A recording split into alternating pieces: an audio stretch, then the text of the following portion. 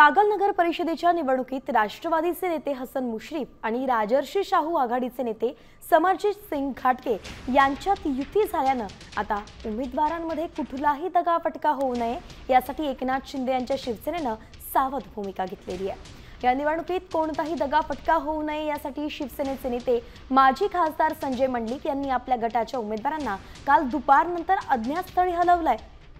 आपले प्रतिनिधी रणजित माजगावकर आपल्या सोबत जोडले गेलेत। रणजित, एक मोठी घडामोड होताना दिसते आहे। अज्ञात ठिकाणी आपल्या कार्यकर्त्यांना पाठवलं गेलेलं आहे, नेमकं काय सुरू आहे कागलमध्ये? कागल नगर परिषदेची निवडणूक बिनविरोध व्हावी यासाठी हसन मुश्रीफ यांनी मोठ्या प्रमाणात प्रयत्न केले होते।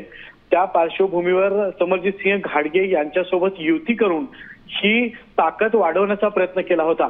मात्र या युतीवर शिंदे गटाचे जे नेते आहेत संजय मंडलिक हे मात्र मोठ्या प्रमाणात नाराज झाले होते।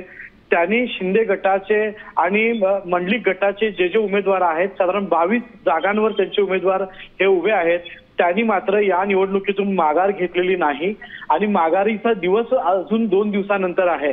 त्यामुळे कुठलाही दगाफटका होऊ नये यासाठी सर्व उमेदवारांना अज्ञात स्थळी हलवण्यात आलेला आहे आणि त्यांच्यापर्यंत कुठल्याही व्यक्तीचा संपर्क होऊ नये याची दक्षता त्यांनी घेतलेली आहे। त्यामुळे कागलची नगर परिषदेची जी निवडणूक आहे ही आता लक्षवेधी ठरणार आहे।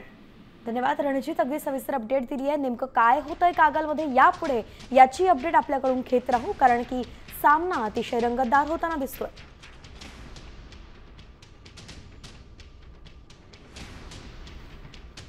तर एकंदरीतच आपण पाहतोय कागलमध्ये विरोधी उमेदवार हे अज्ञात वासात गेलेले। दगाफटका टाळण्यासाठी शिंदे सेनेची ही सावध भूमिका पाहायला मिळते।